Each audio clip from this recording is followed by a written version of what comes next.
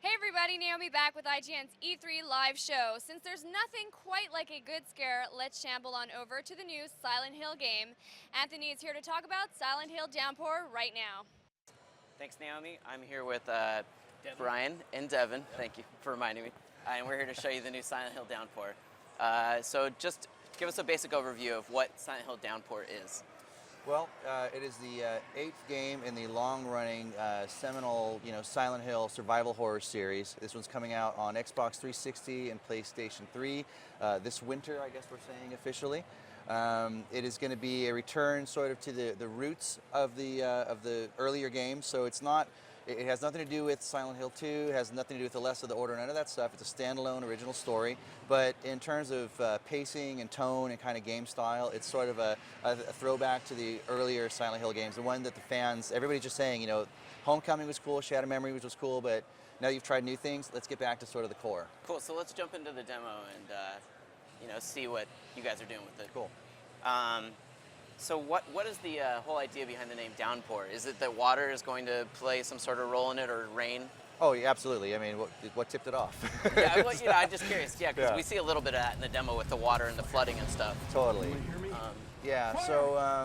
So our character here, he's just gotten off of a prison vehicle, apparently. That's right, yeah. Murphy Pendleton, he was an inmate being transferred to a maximum security prison, and as their bus was passing by a little town called Silent Hill, things went wrong in the road.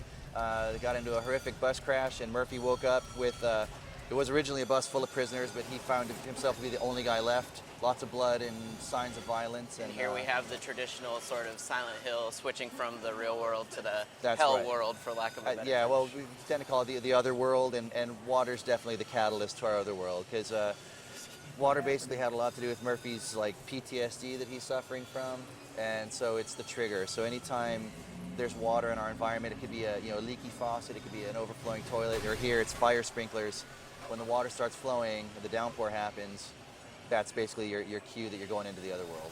So why was it that Vatra wanted to take on the Silent Hill franchise? It's obviously a significant undertaking, and it's the 8th game in a long-standing franchise. Yeah. We're masochists, we like to get the hateful mail from the fans and stuff going, don't screw it up, No, seriously, we wanted to do it because it is just the quintessential survival horror game. I mean, if you're going to do a survival horror game, you want to do a Silent Hill game. It is the best of the best, Okay, so what exactly does making a survival horror game mean to you guys? Like, I noticed when I played this demo the other day that obviously there aren't exactly monsters in it, but I didn't see any traditional sort of combat.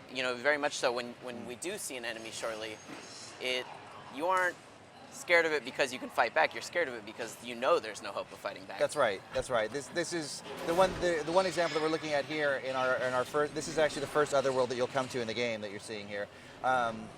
This is really like a flight moment. A lot of it is fight or flight, but in this one it's just purely flight. But after that, you'll get into an area where you will encounter some of the enemies that you do actually have a hope of fighting. Not to say that fighting is always the best option. A lot of times, really, if you can just fight a little hole in them and get through and get to the exit, that's usually your best strategy. Yeah, I mean, I think there's something. Oh, here we see a good example of sort of the psychological aspect of what makes Silent Hill so scary. And yeah. I do think that there's something inherently scary about not being able to defend yourself. Yeah, it's about it's like disempowering the player, and it's really a lot of the best survival horror games have always been about having to surrender to the whim of the designer in a way. You're like, oh God, what is he going to put me through this time? So, obviously, there's a little bit of inspiration here from Silent Hill Shattered Memories with the whole running, looking behind you. Yeah. Is there any other sort of cues from Silent Hill games that you guys are taking and bringing into Downpour? All sorts, and I mean, I don't know if I could give you a shopping list saying, these are the 5 things we got, but really we looked at the entire series and we just kind of picked out our favorite things and said, well, hey, I think maybe we can interpret this in a new way or do this in a new way. But I think long-term Silent Hill fans are going to find a lot of stuff that they'll go, oh wow, they totally clued into that, or I know what this little note that he's reading is about, or I know what that piece of graffiti is about. So, I mean, do you find it hard to, appease the fans? Is that sort of a challenging thing? I mean, obviously we see little, homages to the older games with the way camera angles shift and stuff like that, but it's clearly, it's its own game, obviously. Yeah, we're trying to make something that stands on its own, but, there's always there's room to do new stuff, and we're trying to do new things. We're trying to keep the old fans happy, but at the same time, we're trying to expand the audience as well. We want to bring in new people. Well, I like the demo so far, and I can't wait to see what you guys do with it in the future. So yeah, thanks so much for joining us. Thanks a lot. That was Silent Hill Downpour. Thanks so much for joining us. Back to you, Naomi. Awesome. Thanks a lot, guys. Now, during the last 3 days, we've seen some amazing stuff on the show floor. Things like Battlefield 3, Skyrim, and Sheep People. But be sure to check our archives on e3.ign.com. The show may be closing, but we're going to end it with something very special for you guys. Exclusive footage of Hitman Absolution. You won't find this anywhere else, so stay tuned.